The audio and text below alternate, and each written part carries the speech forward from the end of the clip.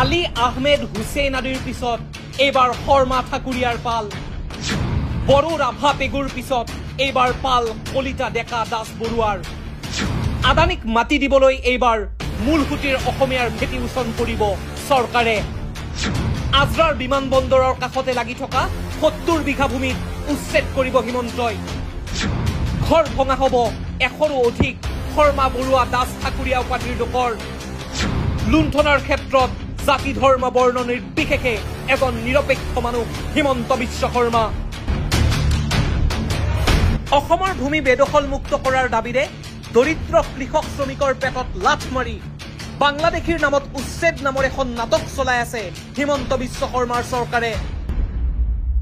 প্ৰথমে বাংলাদেশী বুলি সংখ্যালঘু অঞ্চলৰ লোকক হাজাৰ হাজাৰ বিঘাৰ পৰা উচ্ছেদ কৰি জাতীয়তাবাদী আৰু হিন্দুত্ববাদী মানুহৰ ৱাহ ৱাহ লৈছিল হিমন্ত বিশ্ব শৰ্মাৰ চৰকাৰে।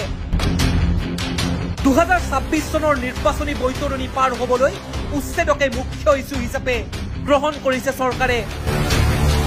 এইদৰে বেদখলমুক্ত কৰা হাজাৰ হাজাৰ বিঘা মাটি আদানী আম্বানীৰ দৰে উদ্যোগপতিক গতাব বুলি অভিযোগ উত্থাপনৰ সময়তে গুৱাহাটী মহানগৰীৰ সমীপৱৰ্তী আজৰাত আদানীৰ স্বাৰ্থত খিলঞ্জীয়া লোকক উচ্ছেদৰ জাননী প্ৰদান কৰিছে ৰাজ্য প্ৰশাসনে।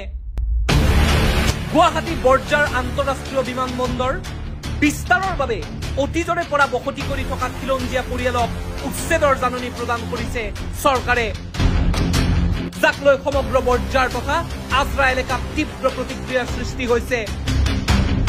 বিমানবন্দৰৰ গাতে লাগি থকা গৰল গাঁৱৰ মুঠ ৭০ বিঘা মাটি উচ্ছেদ কৰিব কামৰূপ জিলা প্ৰশাসনে। ৭০ বিঘা মাটিত আছে প্ৰায় ১০০টা পৰিয়ালৰ ঘৰ দুৱাৰ, ব্যৱসায় প্ৰতিষ্ঠান।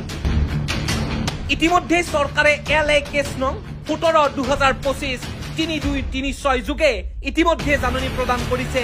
অসম ভূমি আইন ১৯৬৪ ধাৰা ৩ অনুসৰি ১৫ জুলাই ১৯৯৩ প্ৰকাশিত অধিসূচনা নং RLA ৮১৯৩৫ এৰ অধীনত ২৬ জুলাইত জাননী প্ৰেৰণ কৰিছে কামৰূপ জিলাৰ আয়ুক্ত সুমিত সত্যবানে। জানিব পৰা মতে এই ভূমি গুৱাহাটীস্থিত লোকপ্ৰিয় গোপীনাথ বৰদলৈ আন্তঃৰাষ্ট্ৰীয় বিমানবন্দৰত এয়াৰ ট্ৰপলিছ উন্নয়নৰ বাবে অধিগ্ৰহণ কৰিব চৰকাৰে। উল্লেখ্য যে বাংলাদেশী বুলি বিভিন্ন ঠাইত সংখ্যালঘু লোকক উচ্ছেদ কৰি অহা চৰকাৰে এইবাৰ উচ্ছেদ কৰিবলৈ লৈছে মূলসুঁতিৰ অসমীয়া লোকক। উচ্ছেদ কৰিব লগা ভূমিৰ গৰাকীসমূহ হৈছে ক্ৰমে ৰাজেশ শৰ্মা, ধীৰেন নাথ শৰ্মা, ব্ৰজেন নাথ শৰ্মা, মৃগেন শৰ্মা, লক্ষীৰাম বৈশ্য, ৰূপমজ্যোতি সূত্ৰধাৰ ইত্যাদি। এতিয়া প্ৰশ্ন হয়, এইসকল লোক বাংলাদেশী নেকি? যদি বাংলাদেশী নহয় তেন্তে কিয় তেওঁলোকৰ জীৱনক লৈ হেতালি খেলিছে চৰকাৰে? কিয় অসমীয়াৰ ভূমি কাঢ়ি গতাই দিব খোজা হৈছে আদানী আম্বানীক? লগতে প্ৰশ্ন হয়, চাপৰ আৰু পাইকানৰ দৰে অঞ্চলৰ সংখ্যালঘু লোকসকলক কিহৰ ভিত্তিত বাংলাদেশী সজালে হিমন্ত বিশ্ব শৰ্মাই?